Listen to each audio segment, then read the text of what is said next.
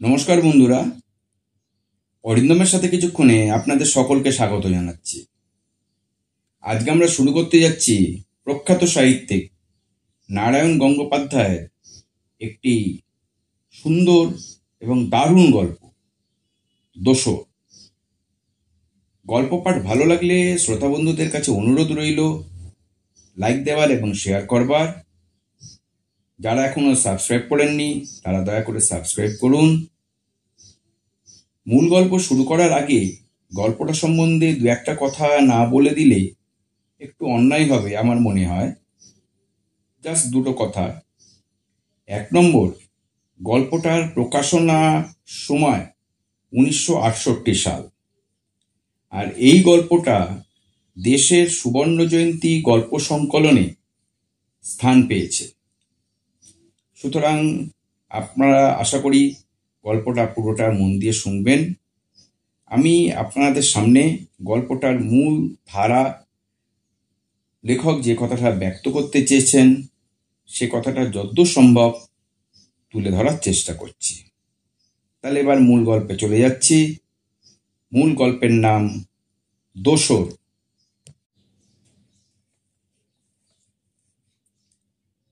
দুনিয়ার সবচেয়ে তাজ্জব চিজ, বুঝেছ? এই শুয়োর।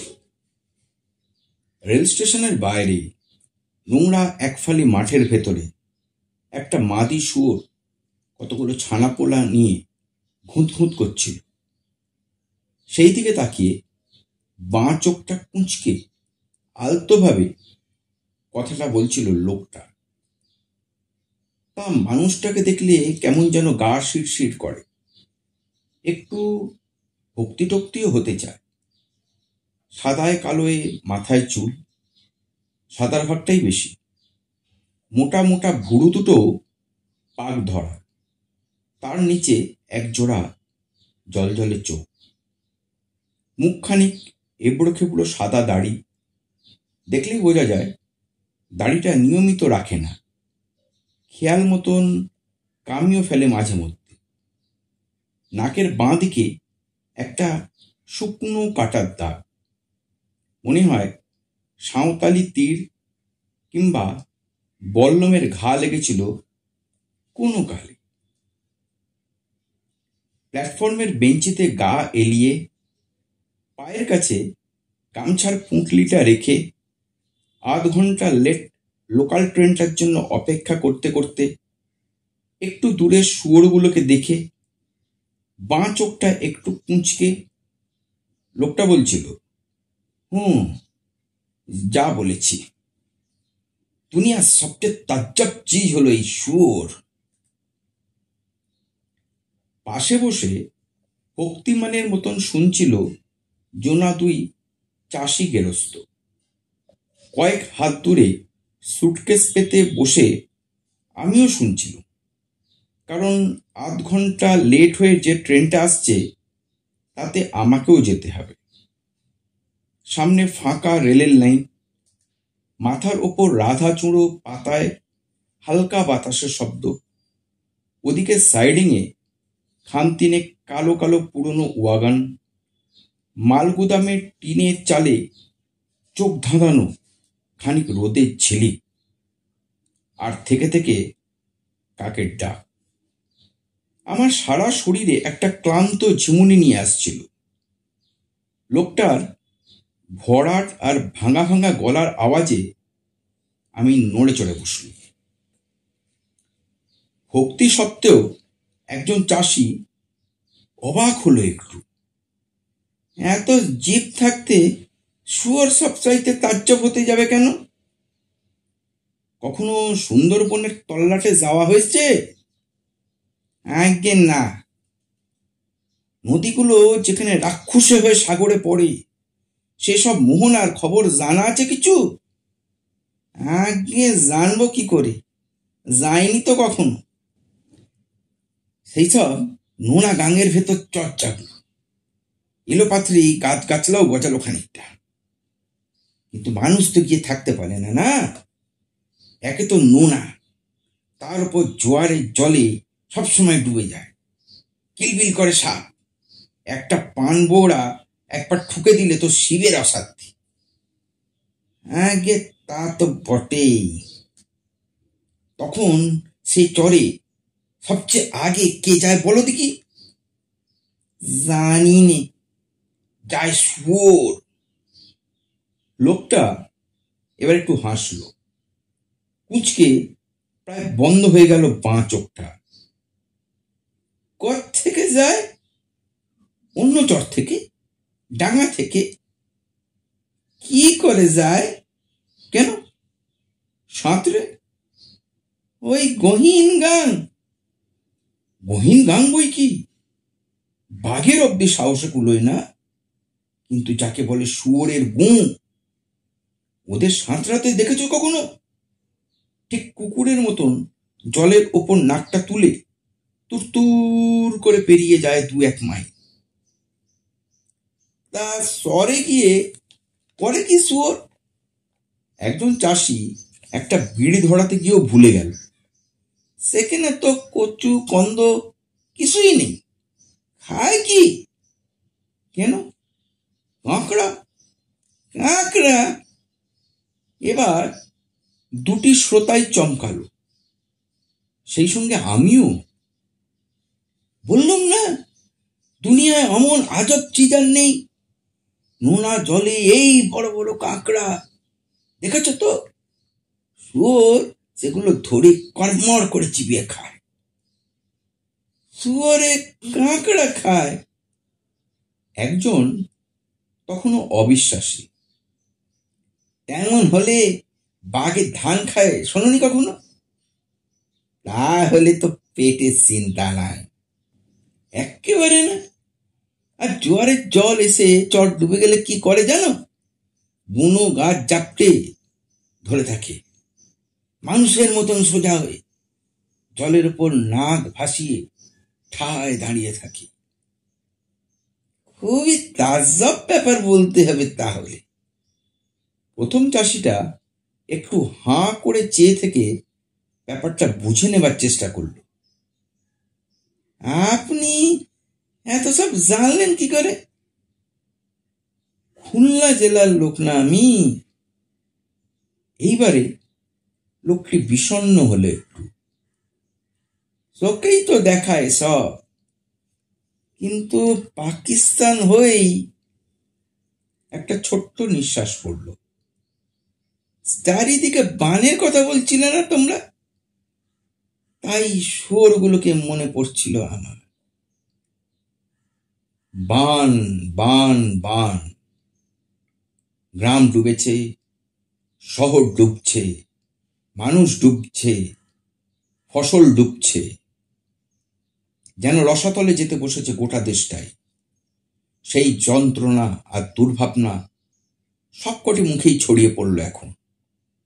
বেলা 11টার সময় রাধাচূড়োর হালকা ছায়াটার তলায় যেন এক টুকরো বিষণ্ণ অন্ধকার নাম।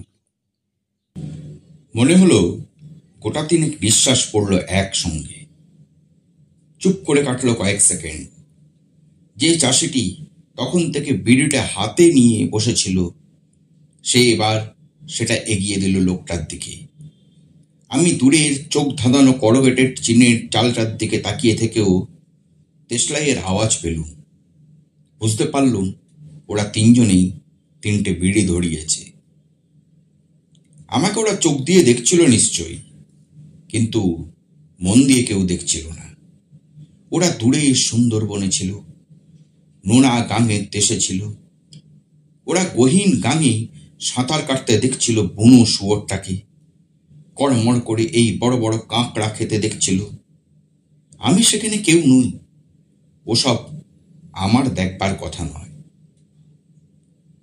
একটু সময় কেটে গিয়েছিল, তবু ওদের একজন মনে করি আগের কথারই জেদ টানল। এইসব সাধারণ মানুষের যেমন করে বলা উচিত ঠিক তেমনি বোকা বোকা ভঙ্গিতে বলল, বটে, শুয়োরের কথা মনে পড়ে যায় বই কি। মানুষ যদি শুয়োর হতো তাহলে অমন করে বানের তোড়ে তলিয়ে যেত না।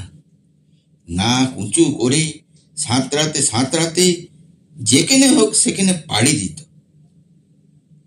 কিংবা যে লোকটাকে দেখলে গাটা একটু শিউড়ে শিউড়ে ওঠে, সাধারণ গেঁয়ো মানুষের কেমন যেন ভক্তি করতে ইচ্ছে যায়, কথা বলতে যার বাঁ চোখটা কুঁচকে যায় বারে বারে, একটু মোটা আর একটু ভাঙা যার গলার আওয়াজ, সেই খুলনা জেলার মানুষটা আবার বললে।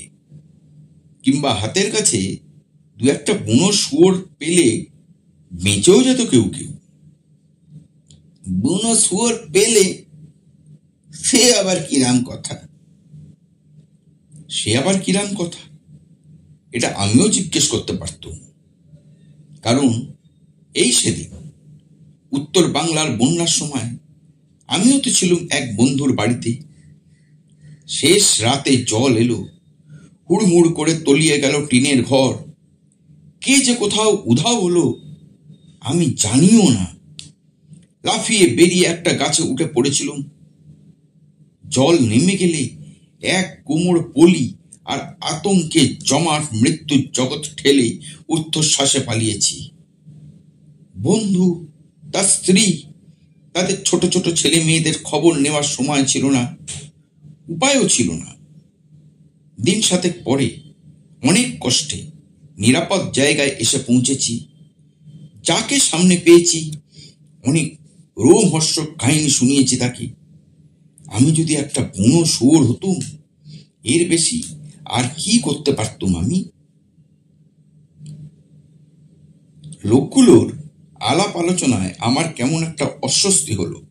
একবার ভাবলুম আমার পকেটে ফ্রেশ লাভার্স বলে যে পেপার ব্যাগটা আছে সেটাই বরঞ্চ পড়ি। ট্রেনের তো এখন চিহ্নমাত্র দেখা যাচ্ছে না। তবু ওদের কথাবার্তা আমার কানে আসতে লাগলো। আমি ঠিক শুনতে চাইলুম না, তবু শুনে যেতে লাগলুম। করবেটের টিনের চালটা চোখের সামনে ঝকঝক করে চলল। তারপর সেই লোকটার গলা আরো গভীর হতে থাকলো। স্মৃতির ভেতর ডুবে গিয়ে মানুষ যেমন করে কথা বলে, কখনো স্বপ্ন দেখে, কখনো জাগে, কখনো বাইরেটা আবছা করে দেখে, কখনো দেখে না, তেমনি স্পষ্ট অথচ ছায়া ছায়া ভঙ্গিতে ভাঙা মোটা আওয়াজে সে কথা বইতে লাগলো। এখন তার স্বরে জোয়ারে ফেঁপে ওঠা রায়মঙ্গল নদী গমগম করতে লাগলো। নোনা সমুদ্রের হাওয়ায় সুন্দরী হেতাল গোলপাতার মরমর উঠতে লাগলো। আমি এতক্ষণ কোথাও ছিলুম না। এইবার ওই লোক দুটো, রেলের লাইন, রোদ ছলছানো টিনের চাল, রাতাচূড়ার ছায়া, সব মিলিয়ে গেল। চারিদিকের অন্ধকারের ভেতর শুধু স্মৃতি জড়ানো একটা স্বর জেগে রইল কুয়াশা মাখা আলোক পেত্তের মতন। দেশঘর যখন গেল তখন বউ আর ছেলে মেয়ে দুটো নিয়ে আমি শিয়ালদা স্টেশনে, তারপর ক্যাম্পে। তারও পরে বউটা মরল কলেরায়, ছেলেটা ভিক্ষুকের দলে গিয়ে মিশল। মেয়েটা একটু বড় হয়েছিল, সেটা কোন চুলে পৌঁছলো তা বোধ করি ভগবানও জানে না। তা ভাই ছাড়ান দাও সেসব কথা, এগুলো তো শুনে শুনে তোমাদের কান পচে গেছে। মোদ্দা বছর ঘুরতে না ঘুরতেই আমি হাত পা ছেড়ে সাফসুফ হয়ে গেলাম। তখন যেখানেই যাই সেখানেই থাকি। আমার আর কিসের ভাবনা। ঘুরতে ঘুরতে চলে এলুম বাংলাদেশের আর এক বন্ধুকে। কি না করেছি বছর 2 ধরে। সরকার থেকে লোন দিয়েছিল, ব্যবসা করতে গেলুম, 6 মাসও টিকলো না। ডাক চাষির ছেলে, 7 জন্ম করেছি ওসব না বুঝি কিছু। আসামের দিকে দল বেঁধে গিয়েছিল একবার, পাহাড়ের ঢালে বাস্তু বেঁধে জমিতে চাষ দিয়েছিল। বলবো কি ভাই, সোনা ফলেছিল সোনা, কিন্তু থাকতে দিলে না। প্রথমে এলো সরকারি নোটিশ, কিন্তু বন বাদার কেটে এত কষ্ট করে ফসল করেছি, ছেড়ে যাব? তাতে দিলে হাতি লেলিয়ে, ঘর দোর ভেঙে আমাদের বুকের পাঁচড়ার সঙ্গে ফসল দোলে পিষে উৎখাত করে দিলে। হাড়ে হাড়ে টের পাইয়ে দিলে এরা পাকিস্তানের চেয়েও সরেস। ওসব কথা থাক দাদা, আমাদের ছোট মুখে মানায় না। কাঁদতে কাঁদতে কে যে কোন দিকে ছিটকে পড়লো বলতে পারিনি। আমি আসাম ছেড়িয়ে আবার বাংলাদেশে চলে এলাম। পৌঁছেছিলাম একটা ছোট্ট শহরে। জনবজুর খাটলাম কিছুদিন, কিন্তু চাষির রক্ত যাবে কোথায়? কারো কাঁধে লাঙল দেখলে, হাওয়ায় ধানের শীষ তুলতে দেখলে, এক পশলা বৃষ্টির পর কটা লাউ কুমড়ো পালঙের পাতা সবুজ হয়ে লক লক করতে দেখলে যেন কান্না উছলে উঠত আমার বুকের ভেতর। সরকার থেকে তখন লোক পাঠাচ্ছিল আন্দামানে, জমি টমিও দেবে, কিন্তু সেই হাতির পর থেকে আমার কেমন ভয় ধরেছিল দাদা। সে তো কালাপানির দেশ, সেখানে আবার কি লেলিয়ে দেবে কে জানে। আমার আর কি আছে, মরি তো এই বাংলাদেশেই মরব। চাষির ছেলে আমি, একটুখানি জমি চাই আমার। 1 বিঘে না হোক 10 কাঠা, 10 কাঠা না জুটলে 5 কাঠা। কিন্তু কে দেবে জমি? কোথায় জমি? এ তো আমাদের দেশ নয় যে বন কেটে আবাদ করব, বাঘ কুমির সাপ তাড়িয়ে মাটির দখল নেব। তবু আবার জমি পেলাম। শহরের বাইরে এক পাহাড়ি নদী, যত বড় নদী চড়া তার থেকেও বেশি। এই চড়া বোধ করি সরকারি সম্পত্তি, কিন্তু তাতে এখনো কাশ, শন আর ইকড়ার জঙ্গল। আগে বর্ষায় চড়াটা তলিয়ে যেত, কিন্তু 10-12 বছর ধরে তার খানিকটা জায়গা অনেকটা উঁচু হয়ে গেছে, আর ডোবে না। সেখানে ঘাস পাতা পচে জমি বেশ তৈরি হয়ে গেছে। মানুষজন কেউ থাকে না। কার গরজ পড়েছে ওখানে থাকতে? নদীর খেয়া পেরিয়ে রাত বিরেতে যারা চর পেরিয়ে আসে, তারা হাওয়ার ঘাস বনের সাই সাই শব্দ শুনে মনে মনে রাম নাম জপে। তাছাড়া ভয় দেখানোর জন্য 2-4টে আলেয়া তো আছেই। বিশ্বাস করবে কিনা জানি না, জমির খিদে আমি সহ্য করতে পারছিলাম না। কিছুতেই থামতে চাইছিল না বুকের কান্না। একটা ধানের ছড়া দেখলে, 2টো শাকের পাতা দেখলে যেন মাথা খারাপ হয়ে যেত আমার। শেষকালে খ্যাপার মতন আমি ওই চরে গিয়ে উঠলাম। হাতে যে 2-4টে টাকা ছিল তাই দিয়ে দা কিনলুম, কোদাল কিনলুম, খুঁটিনাড়ি আরো অনেক কিছু কিনলুম। আমার জমি আমিই গড়ব, একাই একাই। আমার আর কে আছে? আর তাছাড়া কেই বা আমার সঙ্গে যাবে ওই ভুতুরে চড়ায় জমি গড়তে? কোন ফসলটাই বা ফলবে সেখানে? বালি জমি, ধান পাট, কি বা হবে? কিন্তু কিছু হোক না হোক কটা শাক তো তুলতে পারবো, পটল তো হবে নিশ্চয়, 2-1টা ফুটি তরমুজও কি ফলাতে পারবো না?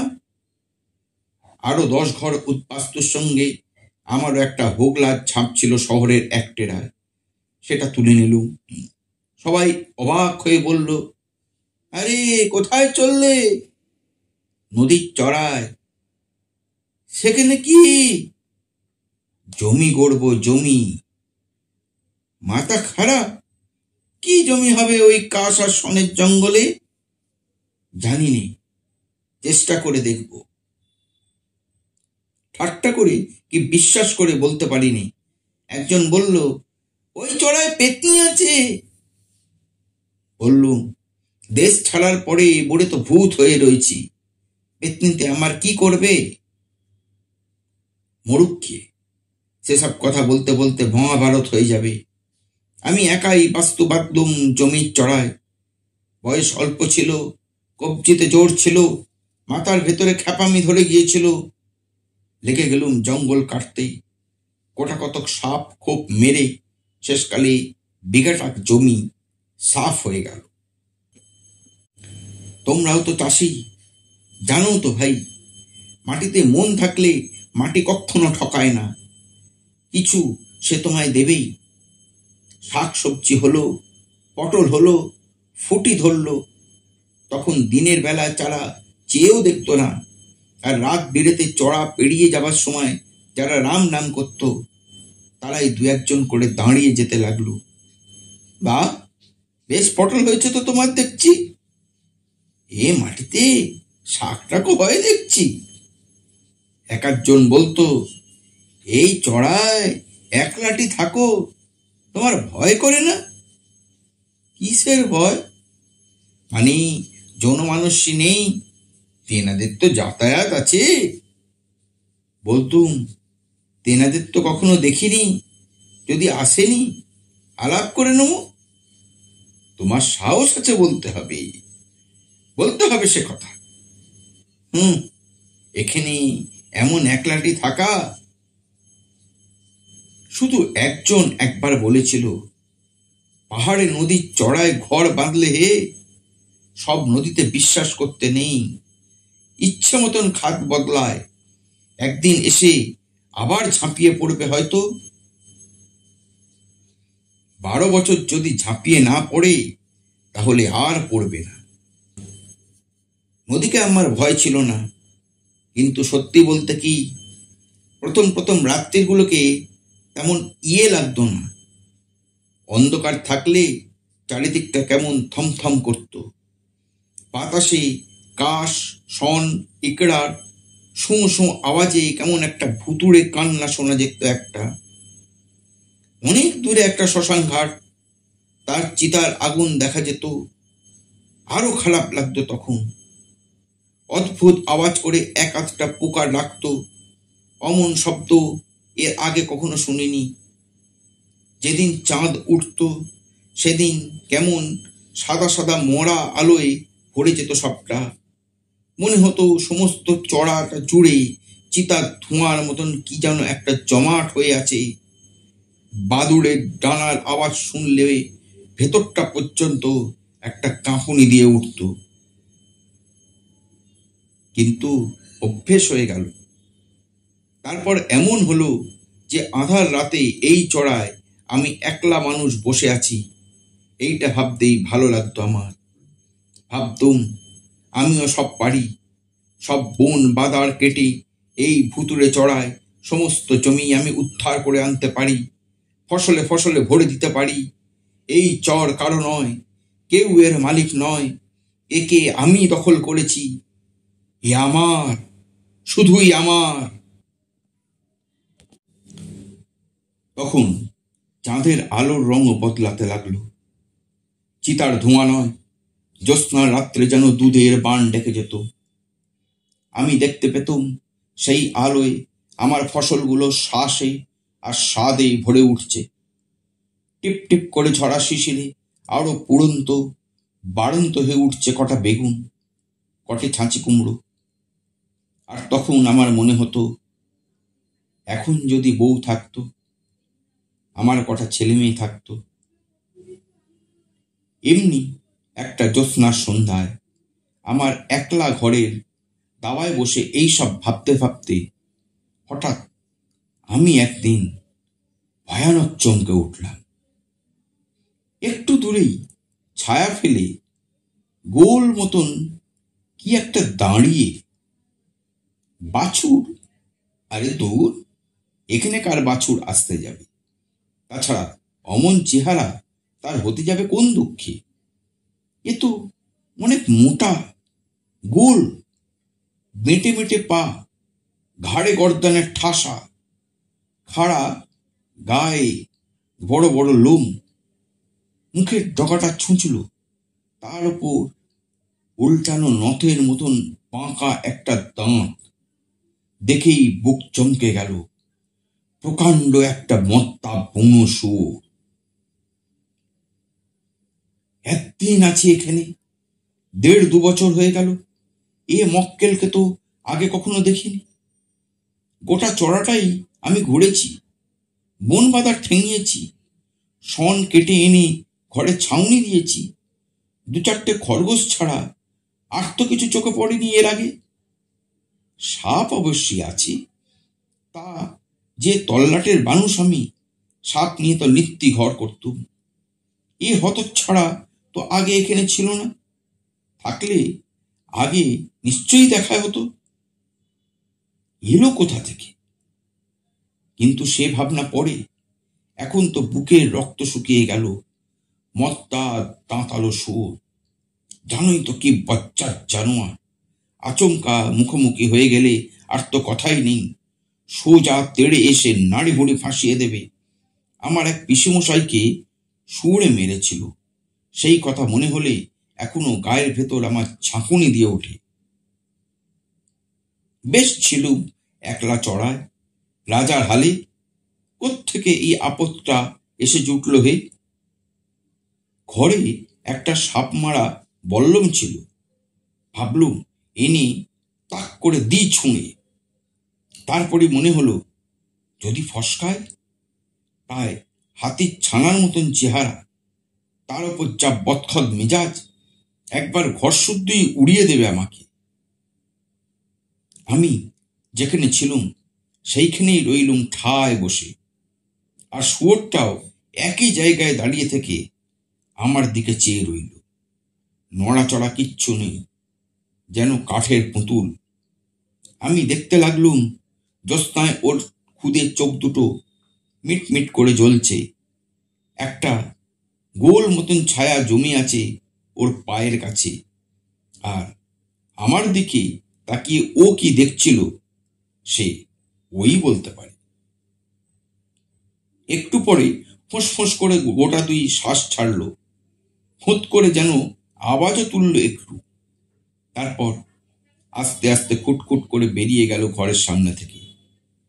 আমি দেখতে পেলুম একটু এগিয়ে ঢুকে গেল ঘাস বনের ভেতরে। আপদ এখন তো গেল, কিন্তু গোটা রাত্রে আমি ঘুমোতে পারলুম না।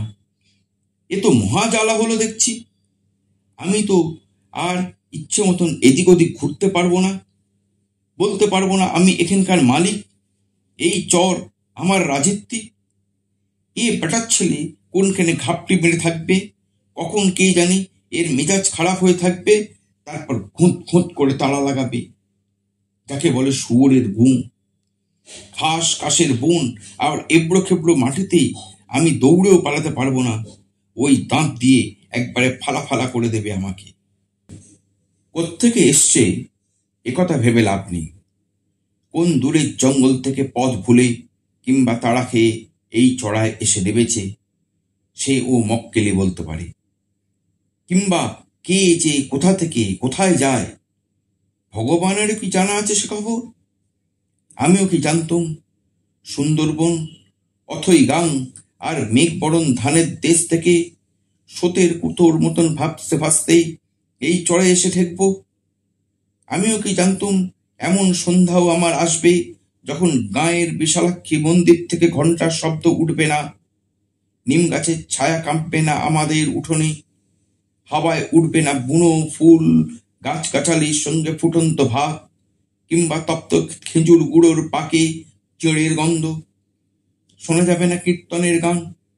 আমিও কি ভেবেছিলুম আমার একলা সন্ধ্যায় কেবল ঘাস বনে সনসন করবে হাওয়া, কেবল অদ্ভুত আওয়াজ তুলে পোকা আর ঝিঝি ডাকবে, আর অনেক দূরে চলন্ত চিতা থেকে কতগুলো আগুনের পিণ্ড লাফাতে লাফাতে এসে আলেয়া হয়ে তপ তপ করবে এখানে ওখানে।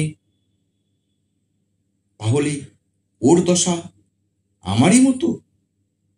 ওরও আলাদা জঙ্গল ছিল, চেনা মাটি ছিল, বনগোল ছিল, হয়তোবা শুয়োরদের দেশে আলাদা হয়ে গেছে, তারা খেয়েছে সেখান থেকে। ও বেটার ছেলেও আমারই দলের, বাস্তুহারা। বাস্তুহারা কথাটা মনে হতে একটু হাসি পেল, কিন্তু বেশিক্ষণ হাসিটা থাকলো না।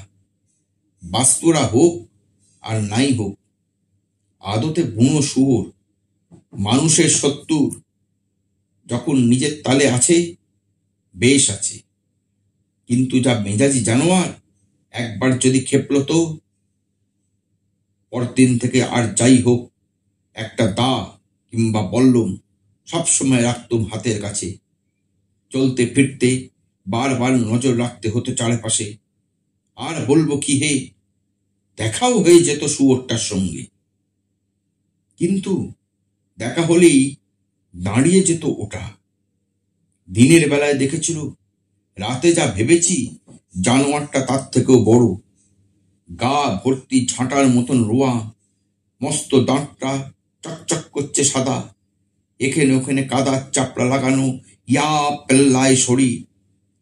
তেড়ে এলে মাও বলতে নেই, বাপও বলতে নেই, কিন্তু যেই মুখোমুখি হলো কিংবা আমার পায়ের আওয়াজ পেয়ে ঘুরে দাঁড়ালো বুঁ করে, অমনি ঠায় দাঁড়িয়ে গেল আমার মুখের দিকে তাকিয়ে। নড়াচড়া কিচ্ছু নেই, খানিকটা কেবল মিটমিট করে চেয়ে রইল, তারপর যেন কিছুই হয়নি এমনি করে গা দুলিয়ে তুরতুর করে কোন দিকে চেয়ে গেলে। অনেকবার ভেবেছি তুলি বললম, ফাঁ করে মেরে দিই, কিন্তু কিছুতেই হাত উঠত না। কেবলই মনে হতো ও যখন আমায় কিছু বলে না, তখন খামোকা ওকে আমি মারতে চাই কেন? দিনের বেলা আমার ঘর দোরের দিকে ওকে কখনো আসতে দেখেনি।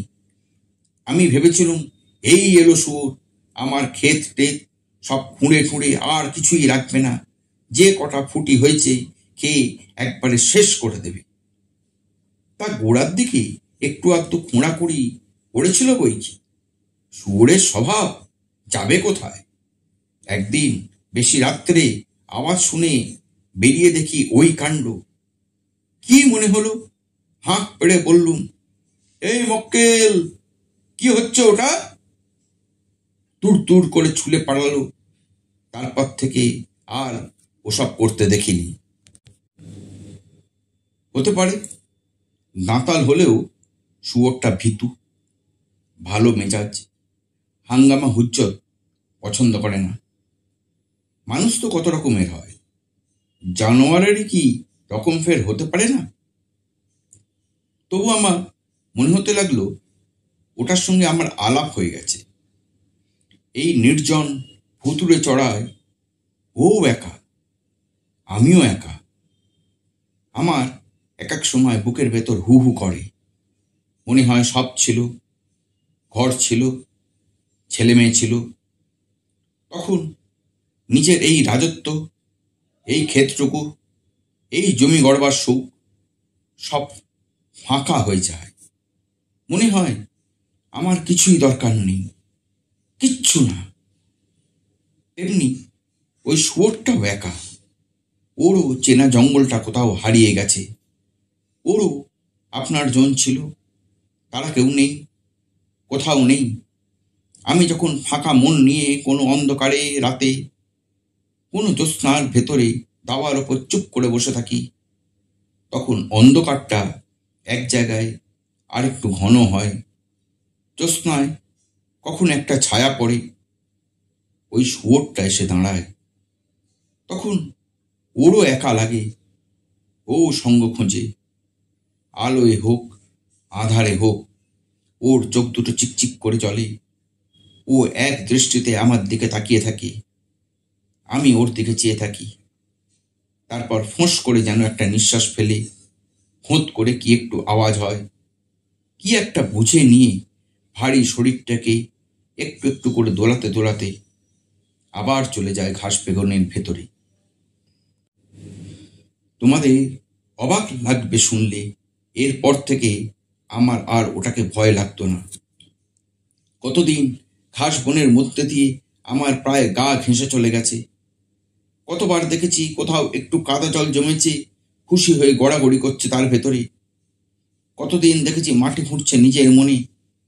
আর রাত হলে যখন চরের ওপর কেবল সাঁই সাঁই করছে হাওয়া, যখন দূরের শ্মশানে লাফিয়ে লাফিয়ে উঠছে চিতার আগুন, এমনকি মরা পোড়ার গন্ধ ভেসে আসছে একটু একটু, আর আমি ফাঁকা মন নিয়ে বুকের ভেতর একটা কান্না নিয়ে বসে আছি, তখন ও এসে দাঁড়িয়েছে আমার সামনে, যেন বলতে চাইছে নিজের কথা, যেন সান্ত্বনা দিতে চাইছে। শেষে এমন হলো, শুনলে হাসি পাবে তোমাদের, দু একদিন ওটাকে দেখতে না পেলে আমার মন খারাপ হয়ে যেত। আমি চমকে উঠে ভাবতুম, যেমন নিজের খেয়ালে এসছিল তেমনি করেও চলে গেল নাকি আবার।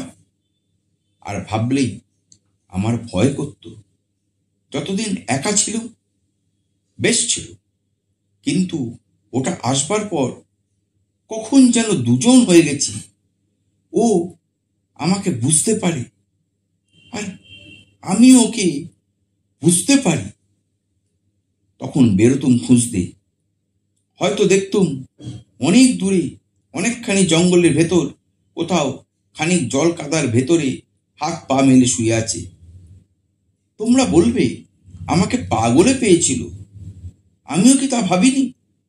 কিন্তু সেই চড়ায় সব অন্যরকম হয়ে গিয়েছিল, একটা আলাদা মন হয়ে গিয়েছিল আমার, আর আমিও একটা আলাদা জীব হয়ে গিয়েছিলাম যেন। জিজ্ঞেস করতুম, আসিসনি কেন? হোঁত করে একটা আওয়াজ করে তুলে ছুটে পালাতো, যেন লজ্জা পেত মনে হয়। তোমরা বলবে আমার এসব মন গড়া, যাকে বলে বুনো শুয়োর, বোকা, গুমার, কচু খন্দ খুঁজে বেড়ায়, যখন তখন যাকে ইচ্ছে তাড়া করে, তার বই গেছে মনের কথা বুঝতে। নিশ্চয় নিশ্চয় সব মানি। তবু দেখতুম সেই রাত্রে কিংবা পরের রাত্রেই ওটা এসছে, আমার দাওয়ার সামনে ঠায় দাঁড়িয়ে আছে, ছোট ছোট চোখ দুটো চিকচিক করছে জোনাকির মতন। কিছুক্ষণ থাকতো ওইভাবে, যা হোক একটা কিছু বুঝে নিত, তারপর আবার আস্তে আস্তে চলে যেত নিজের মনে। শহরের বাজারে তরিতরকারি বেচতে আমি নিজে যেতুম না, অন্য লোক এসে আমার থেকে কিনে নিয়ে যেত পাইকারি দরে। তারা আসতো সপ্তাহে 2-4 দিন। তাছাড়া একটু দূর দিয়ে খেয়াল লোকজনেদের যাওয়া আসা তো ছিলই, তাদেরই কারোর চোখে পড়ে থাকবে ব্যাপারটা। একদিন হঠাৎ দেখি শহর থেকে সোলার টুপি আর হাফ প্যান্ট পরে কাঁধে বন্দুক নিয়ে 2-3 জন ভদ্রলোক এসে হাজির। প্রথমটা ভেবেছিলুম চরের ওদিকটায় এই সময় 2-4টে চকাচকি পড়ে, তাই মারতে এসছে, কিন্তু চলে এলো আমারই ঘরের দিকে। তুমি এখানে থাকো? আজ্ঞে। এইসব তরিতরকারি তোমার? আজ্ঞে। এ তো খাসমহল জমি, পত্তনি নিয়েছ? আজ্ঞে না। বেআইনি, একদম বেআইনি। কে জানি কাকে বলে আইন, কাকে বলে বেআইন। এই ভুতুড়ে চড়ায় সরকারের নজর তো কোনো কালে ছিল না। আমি এখানে একা হাঁট দিই, মাটি গড়েছি, ফসল ফলিয়েছি, কিন্তু আইন বেআইনের ভাবনা আমি আর ভাবতে পারি না। যেদিন হাতি এনে আসামের পাহাড়ে ফসলের সঙ্গে আমাদের বুকের পাঁজর অবধি দলে দেয়া হয়েছিল, সেদিন থেকে ও ভাবনা আমি ছেড়ে দিয়েছি। বাবুদের একজন ফস করে একটা সিগারেট জ্বালালেন, বললেন, যাক, ওসব পরে হবে, এই চড়ায় বুনো শুয়োর আছে, তাই নয়? ধক করে উঠল আমার বুকের ভেতরে। আমি 3-3টে বন্দুকের দিকে তাকালাম। কে বললে আপনাদের? আমরা খবর পেয়েছি। তোমরা শুনলে রাগ করবে কিনা জানি না। আমি দেখেছি হারামির দিকে জানোয়ারের চেয়ে মানুষেরই টাক বেশি। তখনই মনে হলো, বলি, যান ওদিক পানে, কাদার মধ্যে বসে আছে দেখেছি একটু আগে, দিন সাবড়ে। আর তক্ষুনি কে যেন কানে কানে বললে, ছি ছি হে, তুমি শুয়োরের চাইতেও ছোট লোক হয়ে গেলে। ও তোমায় বিশ্বাস করে, আর এই তার প্রতিদান। বললুম, বাজে কথা। 2.5 বছর ধরে আছি আমি এখানে, চরে জঙ্গল ফেলে চড়াফেরা করি, কোনো শুয়োর তো আমার চোখে কখনো পড়েনি। কিন্তু একজন যে বললে? ভুল বলেছে, শেয়াল টেয়াল দেখে থাকবে হয়তো। তুমি ঠিক জানো? আজ্ঞে, আমি এই চড়ার বাসিন্দে, আমি জানিনি তো অন্য লোক জানবে? বাবুরা এর ওর মুখের দিকে তাকালেন। আমি বললুম, তা খরগোশ আছে 2-4টে, খুঁজে দেখতে পারেন। দূর দূর, খরগোশ অযাত্রা, আর সেগুলো খুঁজে কে সময় নষ্ট করবে, কেই বা টোটা খরচা করতে যাবে। বাবুদের দুঃখ হয়েছে মনে হল। বাজে লোকের কাছ থেকে উড়ো খবর শুনে হাঁটাহাঁটাই সার হল। চলো হে। শুয়োরটা সে রাতে এলো না, এলো পরের রাতে। বললুম, তোকে বাঁচিয়েছি বুঝলি, 3-3টে বন্দুক ছিল, কিচ্ছু করতে পারতিস না। নিঃসাড়ে আমার দিকে চেয়ে দাঁড়িয়ে রইল। বললুম, এবার কটা কচু লাগাবো ঠিক করেছি, মুড়ে মুড়ে বরবাদ করে দিসনি যেন, তাহলে ঠিক বলে দেবো বাবুদের। তেমনি খানিকক্ষণ দাঁড়িয়ে থেকে আস্তে আস্তে চলে গেল। দিন কাটছিল। এইভাবে কতদিন কাটতো জানি না, কিন্তু সেই সকালে সরকারি পেয়াদা এসে আমায় নোটিশ দিয়ে গেল। আমি কেন খাসমহলের জমি জবরদখল করেছি, কেন আইন মোতাবেক পত্তনি নিইনি, হুজুরে হাজির হয়ে আমাকে তার কৈফিয়ত দিতে হবে। সেই যে 3 বাবু এসছিল, তারাই কেউ ফিরে গিয়ে এই উপকারটা করেছে আমার। নোটিশ নিয়ে আমি চুপ করে বসে রইলুম ঘরের দাওয়ায়। আগের দিন থেকেই টিপি টিপি বৃষ্টি পড়ছিল। আজ আকাশ আরো ঘোলাটে, আরো অন্ধকার। ওদিকে নদীতে জল বাড়ছে, গুঁ গুঁ করে উঠছে তার ডাক, ঝোড়ো হাওয়া দিচ্ছে থেকে থেকে। চারিদিকের ঘাস বনে ঢেউ উঠেছে, জল আসছে নদীতে। চরের খানিকটা ডুবে যাবে, আমি যেখানে আসি সেটা ডুববে না। আজ 14 বছর ধরে ডুবে। নদীর ভাবনা নেই, আমি মানুষের কথাই ভাবছিলাম। এমনি একটা মেঘলা দিনেই ধানের খেতে বাতাসে ঢেউ দিয়েছিল। সেই দিনই ওরা হাতি এনে পত্তনি নিতে হবে, খাজনা দিতে হবে। কত চাইবে কে জানে, নাকি উচ্ছেদই করে দেবে। ক্ষেতের দিকে চেয়ে দেখলুম বৃষ্টিতে ভিজে চকচক করছে পটলগুলো, হাওয়ার মাখন লেগেছে ঢলঢলে লাউয়ের পাতায়। চোখ জ্বালা করতে লাগলো। সারাদিন কিচ্ছুটি খেতে ইচ্ছে করলো না। ঘরে ঝাঁপ বন্ধ করে চুপ করে শুয়ে রইলুম। শুয়োরটার ভাগ্যি ভালো আমার চাইতে। ওকে খাজনা দিতে হয় না, পত্তনি দিতে হয় না, ওর উচ্ছেদের ভয় নেই। ভয় নেই, আমি যখন থাকবো না তখনও তো ওরও পালা মিটে যাবে। তখন আবার 3টে বন্দুক আসবে, হয়তো লোকজন নিয়ে ঘেরাও করবে জঙ্গল। তারপর মস্ত দাঁতাল শুয়োর মারবার আনন্দে বাবুরা। সব বিশ্রী লাগছিল, সব ফাঁকা ঠেকছিল। অনেক দিন পর বউ আর ছেলে মেয়েদের জন্য আমার কান্না আসছিল। হাওয়া, বৃষ্টি, দুর্যোগের ভেতরে সকাল সন্ধে বিকেল কিভাবে যে কেটে গেল জানি না। তারপর রাতে ঘুম এলো, আর তারও পরে জেগে উঠলাম বানের ডাকে। ঝড় বৃষ্টি, প্রায় মহাপ্রলয় তখন। কিন্তু কিছু আর ভাববার সময় ছিল না। চর ভাসিয়ে ছুটে এলো পাহাড়ি নদী, মড় মড় করে ভেঙে পড়ল ঘর। আমি বাইরে বেরিয়ে এসছিলুম, এক ঝটকায় আমাকে কুটোর মতন তলিয়ে নিয়ে চলল।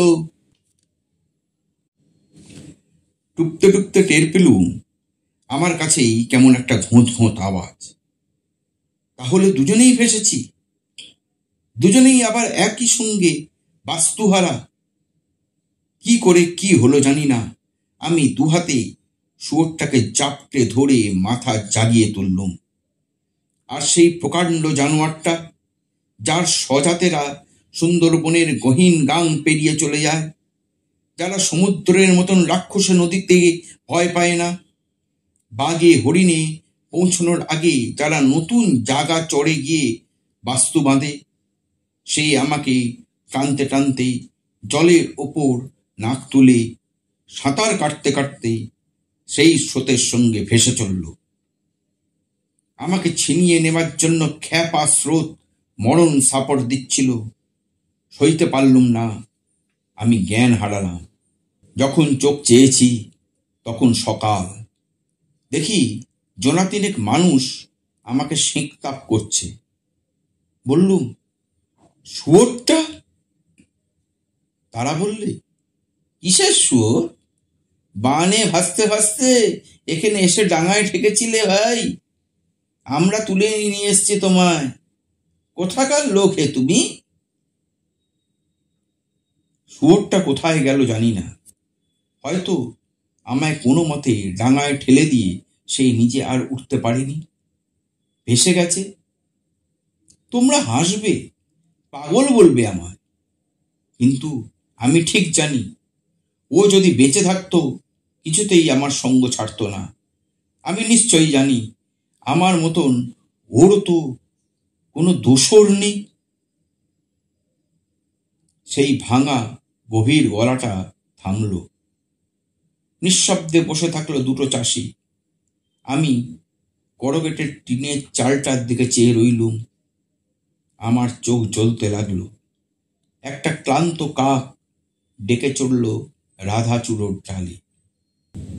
সেই লোকটা আবার বললে, কখনো শুয়োর মানুষ হয়, বুঝেছ? কখনো আবার মানুষ। চমকে আমি উঠে দাঁড়ালুম। আমাকেই বলছে? সুটকেসটা তুলে নিয়ে আমি এগিয়ে চললুম। ট্রেনের সিগন্যাল দিয়েছিল। আমি ফার্স্ট ক্লাসের যাত্রী। আমার কামরাটা আরেকটু ওদিকে। গাড়ি ফাঁকা থাকলে বসে বসে পড়তে পারবো ফ্রেশ লাভার্স বইটা। আর তেমন যদি কোনো সহযাত্রী পাই তাহলে বেশ রোমাঞ্চকর বর্ণনা দিয়ে উত্তর বাংলার বন্যার গল্পও শোনাতে পারবো তাদের। রেল স্টেশনের এই উদ্ভট বাজে গল্পটা ভুলে যেতে আমার সময় লাগবে না তখন। আজকের মতন এখানেই শেষ করলাম। এই চ্যানেলের মাধ্যমে আমি আপনাদেরকে নিয়মিত বিভিন্ন স্বাদের বিভিন্ন ধরনের গল্প পড়ে শোনাচ্ছি। গল্প পাঠ ভালো হলে চ্যানেলটা লাইক, শেয়ার ও সাবস্ক্রাইব করুন। প্রত্যেকে ভালো থাকবেন, সুস্থ থাকবেন। পরের গল্পে আবার দেখা হবে। নমস্কার।